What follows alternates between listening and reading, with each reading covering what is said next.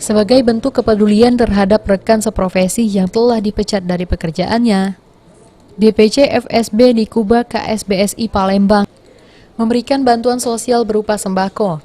Bantuan ini sendiri langsung diserahkan oleh Ketua DPC FSB Nikuba KSBSI Palembang dan diterima oleh para buruh yang telah dipecat. Pemberian bantuan ini sendiri juga untuk memperingati Hari Buruh Internasional yang jatuh pada tanggal 1 Mei lalu. May Day, kami DPC FSB Nikuba KSBSI Kota Palembang itu mengadakan kegiatan bakti sosial. Kegiatan bakti sosial itu dalam bentuk berupa pemberian santunan kepada yatim piatu dan sembako kepada yatim piatu, serta membagi takjil dan masker kepada masyarakat. Kemudian ini diikuti juga pembagian sembako kepada kawan-kawan buruh yang ter-PHK, para yatim janda-janda.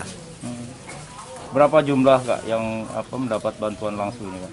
Kalau untuk pembagian santunan sembako ke Yayasan Yatim Piatu itu ada lebih kurang 11 yayasan yatim piatu. Selain terhadap buruh yang dipecat dari pekerjaan, bantuan ini juga diberikan pada anak yatim piatu serta warga yang kurang mampu.